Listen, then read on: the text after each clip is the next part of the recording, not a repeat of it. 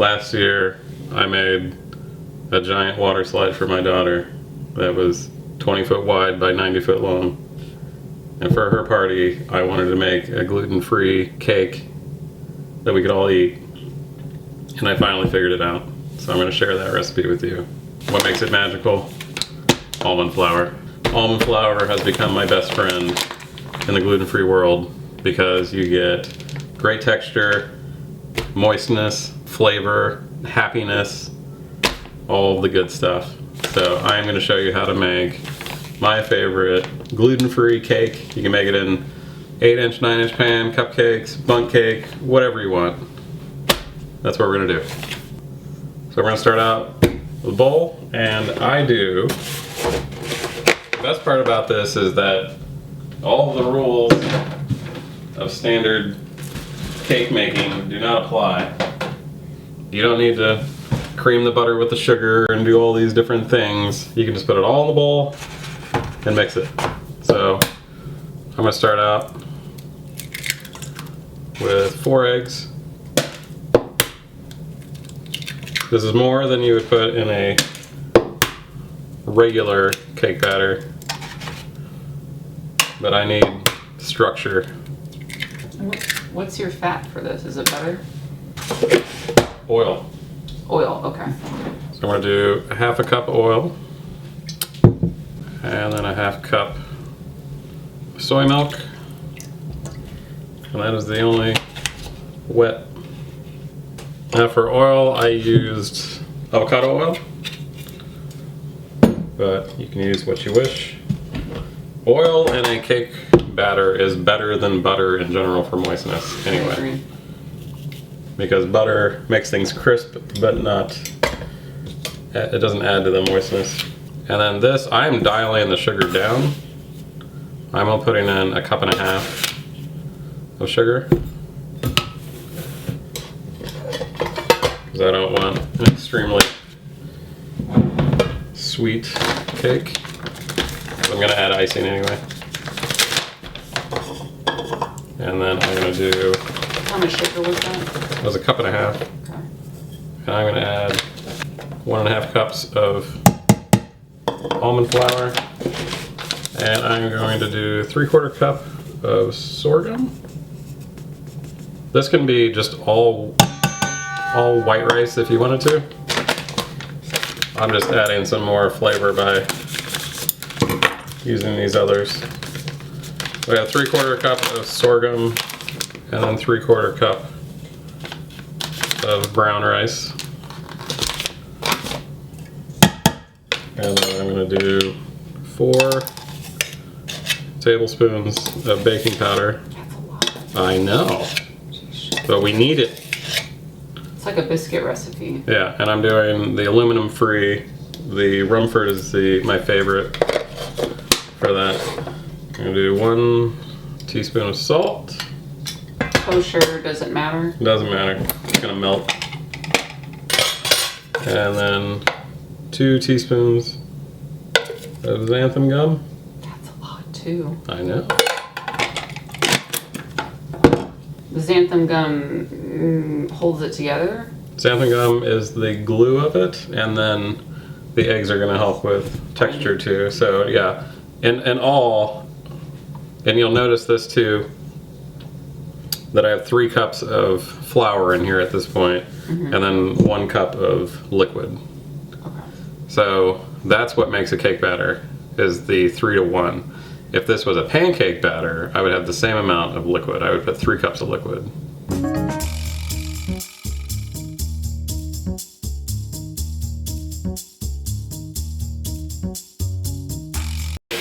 Oh, you know what I could do? No. Vanilla extract. Oh, I thought you were going to say sprinkles. We could do sprinkles. You could add lemon to this, make it a lemon cake. I'm gonna make this vanilla. It's very bold to not measure, to just throw in. It doesn't matter. That's a teaspoon. That's an exact teaspoon.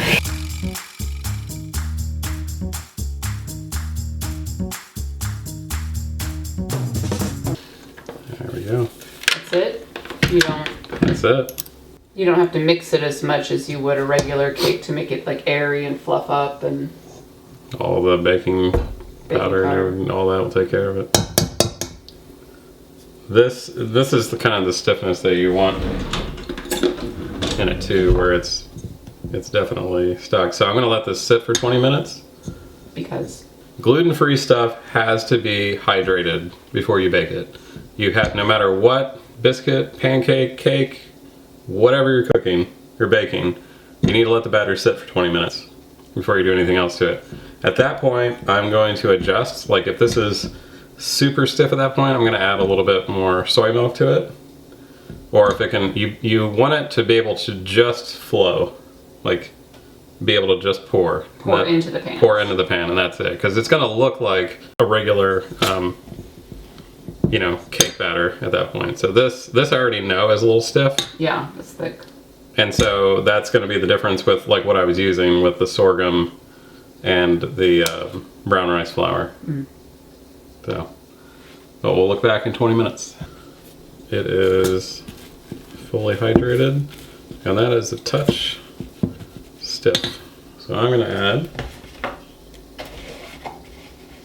another half cup of liquid.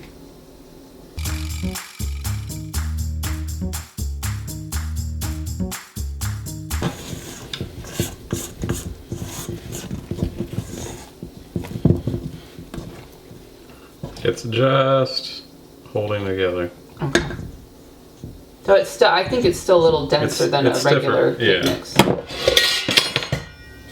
Usually you don't want it any thinner than that. No, because if it gets thinner than that, it's just going to have a harder time. It'll lift, but then collapse. Take parchment paper, fold it. Fold it again. Fold it again. Fold it again. Just keep folding it. Hold it halfway.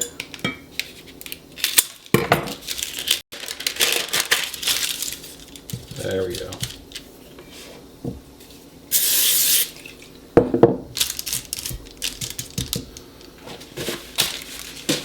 Perfect. Take half of this. I have a 350 degree oven going.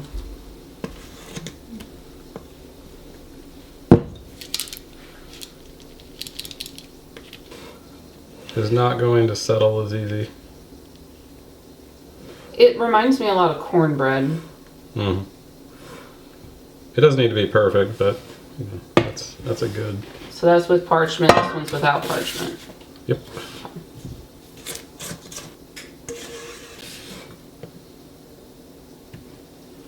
And then, so yeah, these are gonna go into the oven at 350, and I'm gonna go for 20 minutes and I'll start looking at them. So we banked it for 20 minutes, plus 5 more minutes, plus 5 more minutes. So 30. 30 minutes total, which was my guess. But it's better to inch your way into gluten-free stuff. So they are not floppy. They feel like a regular cake. Toothpick comes out clean. I'm gonna let those sit for a couple of minutes and then we'll turn them over. Depan.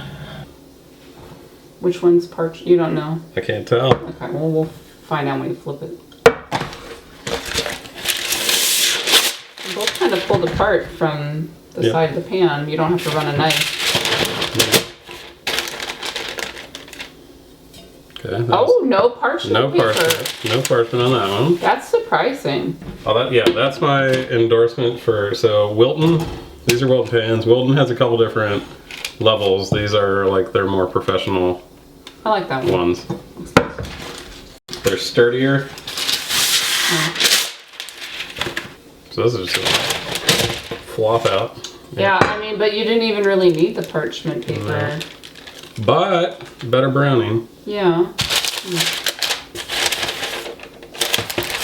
So, I mean, I would use parchment just for the browning. You're not gonna. So you're not gonna freeze these before you ice them. You can't tell the secret. Just let the secret out. So the Sweets' mom was a professional baker, and the secret that she took a long time to share in the professional baking world is that to make a really moist cake, when you take it out of the oven, you know, invert it and then put this straight into a freezer. Leave the parchment paper on. Mm-hmm. And then take it out the next day Mm-hmm. to ice it once it comes to room temp. No? That way it locks it all in. Beautiful. So I'm gonna let these cool for a couple hours and then I will ice. Okay, and the last step is going to be icing this.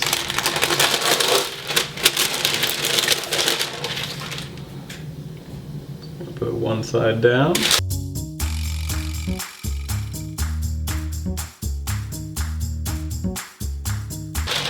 Put the other side on.